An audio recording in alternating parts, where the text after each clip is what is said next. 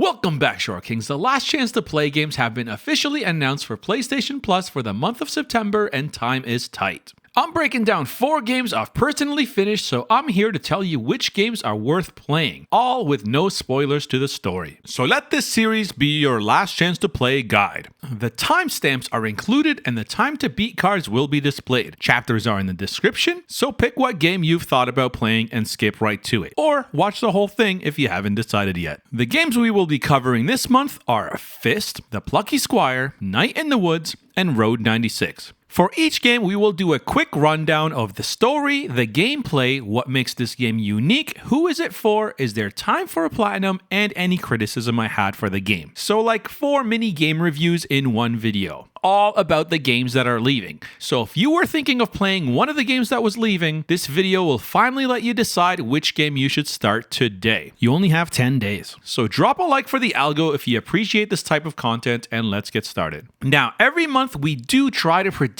these games in advance so you can have more than a month's warning, and our predictions are usually pretty accurate. In the last video, we predicted the Plucky Squire, Night in the Woods, Road 96, Odin Sphere, Dragon's Crown Pro, and Pistol Whip. So we got 6 out of the 8 correct. So subscribe to this channel if you like the idea of having an extra 2-week head start. UFC 5 was from March, so that one had a 6-month contract, which sometimes happens. Cross your fingers that Hogwarts is not leaving next month. And the really weird one on the list was F.I.S.T, Forged in Shadow Torch. They really threw us a curveball from December that no one saw coming. F.I.S.T was a game on my backlog, and I finally got the platinum today. It wasn't in the prediction video, and I had been putting it off, but I finally played it, beat it, and even got the platinum, so obviously I liked it, and I want to talk about it. Odin Sphere is way too long, so the games we will be talking about are F.I.S.T, the Plucky Squire, Road 96, and Night in the Woods. I realize F.I.S.T is not a short game, but we gotta throw it in there because I think it is still doable, and it will be totally worth your time. So let's get right down to the first game.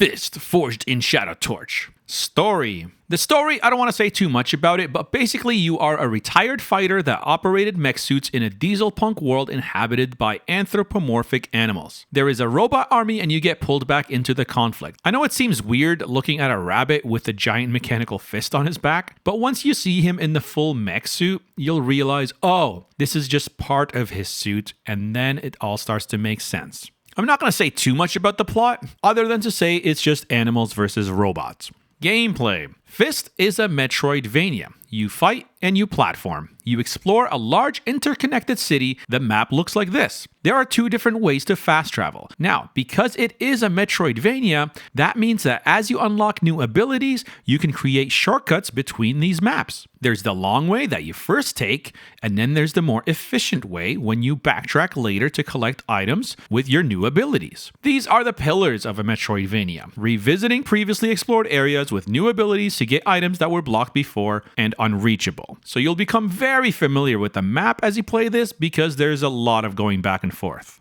The combat is very stylish and combo heavy. You get access to 3 different weapons, a mechanical fist, a drill, and a whip. And you can mix and match their movesets midway through the combo. You can totally just stick to the one you like and just smash buttons, but there are deeper layers for some insane combos if you take the time to get good at them. I highly recommend doing the training because not only will you get a very helpful item, but you'll learn what this game is capable of when played properly. Now, I personally did this training way too late, and honestly, it was one of the hardest trophies of the game. It required perfect timing, but the reward is worth it and it will make your playthrough so much easier. Platforming. The other core tenet of Metroidvanias is the platforming. This has some of the most satisfying platforming. You can jump off walls, air dash in any direction, and even unlock other abilities that allow you to launch through sections that took you much longer before. The other thing I like about the platforming is when you revisit a section, you have a new weapon, which can take threats at a distance. So when you first visited, you were almost playing stealth-like, but when you revisit, you just smash the threats and dash right through them, cutting your backtracking time dramatically. I love these kinds of platforming games, games that make you feel like a speedrunner. One wrong mistake and you have to do the whole thing over again. It's so satisfying when you get it right. What makes this game unique? The game looks way better than it needs to be. The dieselpunk setting with all the animals is one of a kind, and the 3D rendered world is unexpected, especially in a Metroidvania. Usually these games are just pixel art or 2D drawings. Some of the cutscenes look almost as good as Ratchet & Clank Rift Apart. Almost. My favorite is the city in the background. How it moves with the parallax effect, it feels so grounded. The weapon variety is way more complicated than other Metroidvanias I've played as well. The air juggling and combos is almost Devil May Cry level. Not quite, but it tries to be. Who is this for? If you like games like Hollow Knight, this is up your alley. If you like satisfying action and platforming that actually challenges you, this game will feel so good. As much as I love other games on the list, they honestly feel like kids' games compared to this one, which is sort of ironic because this is all about animated animals. Is there time? Now the most important question. Is there enough time to beat this? I think the platinum is a big maybe, but the main story can definitely be beat in a short window. I personally wasted a lot of time collecting everything and backtracking, but you don't have to do that. Now, collecting everything does make the boss fight a lot easier because your health bar is going to be maxed and so will your abilities. But that's all up to you and what kind of player you are. How Long to Beat has this game at 13 hours for the main story and only 20 hours for the platinum. But like I said, I wasted a lot of time exploring, so my platinum was closer to 28 hours. That might be pushing it, but if you stay focused and this is the only game on your list that you play this month and you start now, I think you can do it. Criticism. Honestly, this game is slept on. Maybe it's because it's a Chinese company and that's why it didn't get the attention over here in the West that it should have, but it was a very polished looking game with deep and satisfying combat and platforming. My only gripe with it was the voiceovers. They're not bad. In fact, I really like the voice actors. They're just unfinished. It's all over the place. One NPC will have a fully voiced lines and the one next to him will be text-based only. Some NPCs will talk through 3 out of the 4 text bubbles. It's so weird, like talk,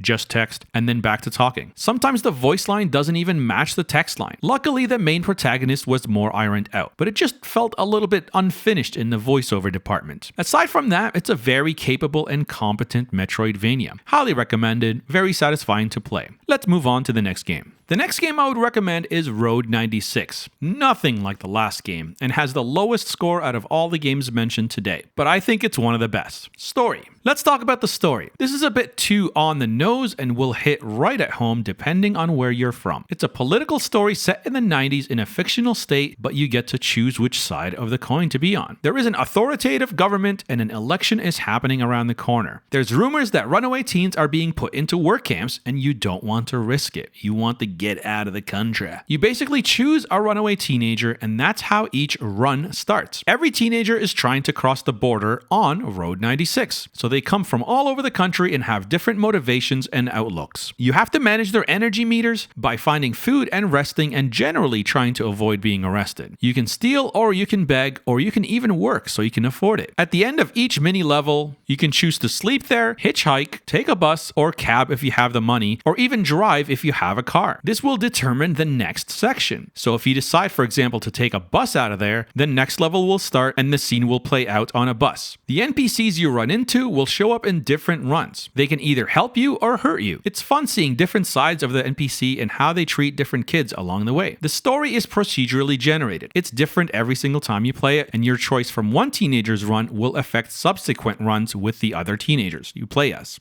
Gameplay. First and foremost, the gameplay could not be more different than the last one. This one's all about walking and talking. It's a narrative-driven road trip game. It's mainly looking at the character that is speaking to you and choosing which dialogue option you want to proceed with. This option will heavily affect what happens and the choice might burn you later. But aside from the narration, there are surprisingly some really fun mini games in here. There are basic driving sections, retro arcade classics like Pong, a couple of light rhythm sequences pop up where you have to hit the note at the right time, lockpicking, hacking. You can even play air hockey, which is I think my first time seeing that in a video game. And like mentioned before, you can even get part-time jobs, like working as a bartender or pumping gas. It's a fully 3D world you play in the first person. So there will be sneaking around, but nothing crazy like platforming. These mini games really break up the dialogue-heavy moments and make each run feel different and fun. What makes this game unique? The unique part of this game is the procedural generation and its interconnectedness. Most games that tout procedurally generated levels, you typically die and try again as the same person, or sometimes named as the heir of the person. But here, all these characters are living in the world at the same time, during the same month. So running into NPCs and visiting locations with different characters and having entirely different outcomes makes this really fun and unique. It makes the game feel fresh across multiple playthroughs, and the mix of heavy political themes with offbeat and sometimes surreal encounters give it its own tone. The art style is interesting too, but nothing we haven't seen before. The only other game I've played that's pulled off the road-tripping hitchhiking vibe is Life is Strange 2. The main difference being that story was heavily about the protagonist, where here you're kind of a silent protagonist that you don't even get to know or see the face of. So it made it a little bit less personal in here. Who is this for? If you like narrative adventure games like the Telltale games or Life is Strange, this is going to click for you. If you like your choices to matter and you love seeing how your decisions ripple across different character stories, this might be worth it. If you're into fast-paced action and quick button mashing, that's not it. Is there time? Definitely. Even the platinum can be achieved in 10 hours. This is a great game to play in short spurts. Maybe only one teenager a day. Devote 1 to 2 hours at a time and go back to your heavy combat game. It's a game to relax with and enjoy the scenery and the music. It is a certified, short, cozy game.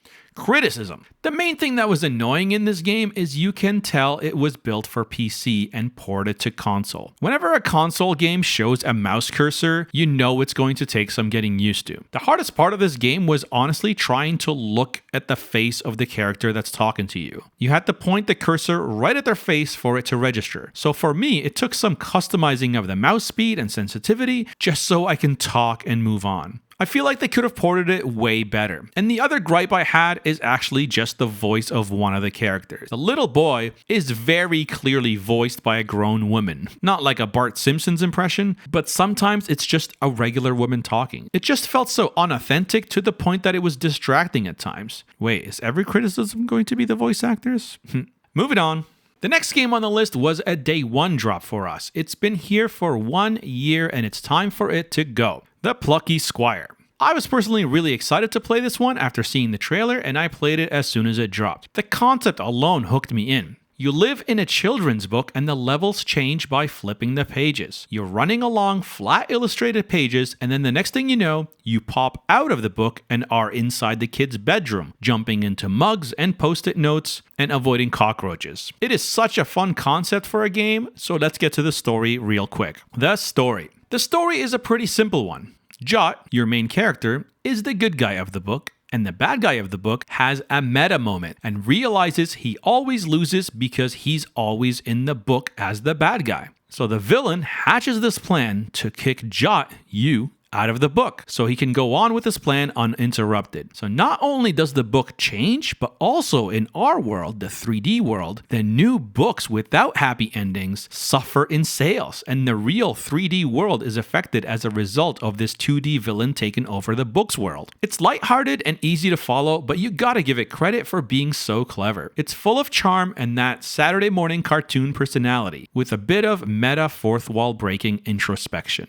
Gameplay. The gameplay, I guess, could be described as an action-adventure platformer. You'll be platforming and using your sword against bad guys in both the 2D and the 3D world. There's some clever puzzles involving popping out into the 3D world to help you with the 2D world. You can do things like open the book slowly to affect the gravity of the book world. There's mini-games here too that break up the pace, like a boxing match straight out of Mike Tyson's Punch-Out. Real fun stuff. Another rhythm-type game where you play along to music, a cylindrical shoot-'em-up similar to Resogun, and a few other classic games I don't want to spoil. Hope I'm not spoiling too much already, but I can't convince you to play this if you don't know what makes this stand out so much. Speaking of which, what does make it unique? I have already gone over most of the things, but the swapping between the 2D, 2.5D, and 3D world definitely deserves a mention. The game is consistently playing with perspectives, camera shifts, and bleeding two distinct art styles seamlessly. You'll be platforming and moving text in 1 second, and then popping out into the 3D space and avoiding cockroaches next to the book itself. It feels like a mix of Zelda and Paper Mario, but in a fresh, indie, very kid-friendly package. Since this is a storybook, it has words. It's not just pictures, which means you can actually manipulate the text in the book as well. Swap words like big and small, or even change entire objects to manipulate the environment in the 2D world. How this works is you'll often find sentences on the floor with misplaced or missing words.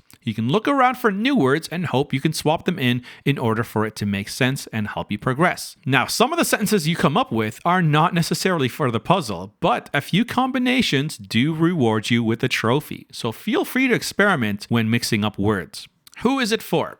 The Plucky Squire is super accessible for casual players. It is colorful and imaginative. It's great for your kids but has enough variety to keep seasoned gamers interested for at least a few hours. If you missed the Nintendo-style platformers of the past, you'll feel right at home. It's super wholesome and looks and runs really great. Is there time to beat it? For sure. You can get through this before it's gone. If you game in 3-hour sessions, for example, this will be done in 3 days. Even the platinum can be achieved in 10-ish hours. Now, it is important to note that because this is a kid-friendly game, they do give you the option to skip some bosses, but do not skip anything in the game if you want to get the platinum. That's all I'll say. Criticism. My main criticism for this game has to be the hand-holding. I understand this is a kid-friendly game, but it doesn't have to be a kid's game. There are 2 difficulties to choose from, the normal adventure one and an easier option as well. But my problem is that even in the less easy mode, the game holds your hand a little too much, telling you exactly what to do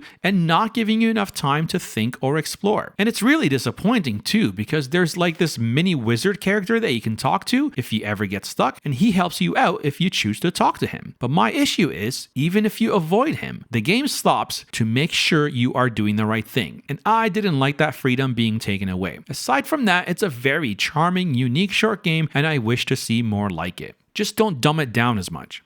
Night in the Woods. I'm not gonna lie to you, this game is a walking and talking sim. You walk a lot and press X a lot. You read a lot of dialogue, but it has a rating of 88 on Metacritic somehow, so it's got to be good, right? Let's get to the story because that's its strongest feature. Story. You are May, a recent college dropout who comes back to her tiny hometown after moving away to the big city. But instead of open arms, hugs, and a welcome party, she finds that her town is not the same as she left it. People have moved on, grown up, and her friendships with her old clique has changed in unexpected ways. Her parents are disappointed in her, her friends think she had life on easy mode off to college while they had to grow up fast and enter the workforce, and barely anyone in her town thinks she's cool. It tackles themes like depression, growing pains, stagnation, wasted potential, and preserving your old bonds. It's funny, heartfelt, and sometimes heavy, whether it was your parents' expectation or the difficulty in maintaining friendships after you moved away for a few years. It mixes very grounded slice of life moments with an eerie and underlying plot. Don't worry, there is a deeper story here than just May is a loser.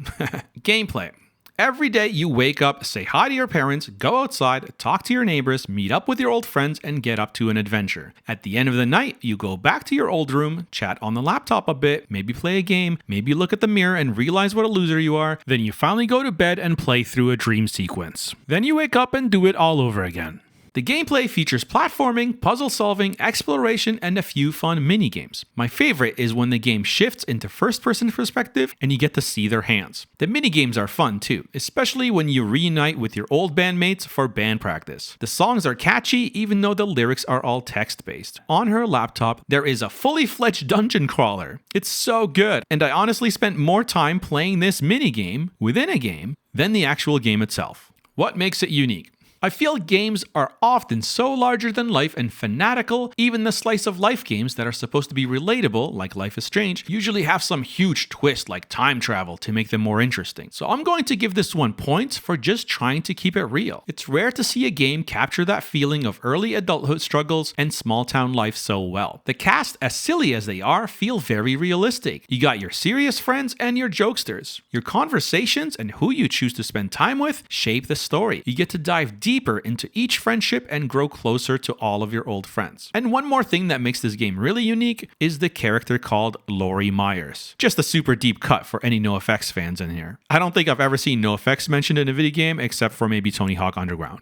Who is it for? If you're a fan of BoJack Horseman, this is gonna feel very familiar. Cute animal characters on the surface, real dark subject matter underneath. If you want to take a break from games where you're expected to do lots, and you want to just focus on the story and get to know some real feeling characters in a slice of life adventure, this will be your jam. Get it? Because you have band practice Jam? Although it looks like a kid's game, it's definitely not a kid's game. Do not let your kids play this game. The things they talk about are, well, things early adults will talk about. Very inappropriate for a younger audience. Don't let the cute animal art fool you. There are plenty of adult themes and some would say nasty language. It will resonate the best with late teenagers or young adults. Is there time to beat it? For this one, the main story can be beaten under 10 hours, but for the platinum, it's almost 25 hours. Because you have to play it all over again and choose different friends to hang out with. There's these things called sketches that you earn each day, and when you retry with a new playthrough, it's hard to know which ones you've received already because it deletes everything. So in order for you to get them all, you have to keep track because the game doesn't tell you. Take screenshots or something of your previous playthrough. It's a little bit frustrating, so I personally would not bother with a platinum. Just choose the friend you want to hang out with and stick with it that run, and let it be your only run. Criticism. Okay, my main criticism for this game is May, the lead character herself. She is so unlikable. I know I joked around how she thinks she's a loser and the whole town thinks she's a loser. I can see why no one wants to be friends with her. She is so unlikable as a friend. And the other critique I have is just the gameplay itself. I know I spent many minutes talking about how great this game is, but there's just so much walking and talking. The minigames keep it fresh, but aside from Demon Tower, the roguelite dungeon crawler, nothing else feels fully fleshed out. So if you're jumping into this game, you better hope you like the story. Because if you don't like the story and you don't like the main character, you're not going to have a good time, okay? Okay, that concludes all the games for now. I do also want to throw a shout out for Sword of the Sea. It's not a game that's leaving. In fact, it's a day one drop that just came to PS Plus Extra this week, and it only takes 3 hours to beat. It's from the makers of Journey and Abzu. It is beautiful and relaxing. So if none of these games strike your fancy, I have to recommend that one. This is a short games channel, and I'll try to talk more about all the short games I beat. I hope you enjoyed this episode and the format. Let me know what you think. Should I do this every month for the games that are leaving? Which games are you going to play? Which game have you already beaten and recommend? Did you also find May annoying? Let me know your thoughts in the comments. Until next month, be a friend and I'll see you again.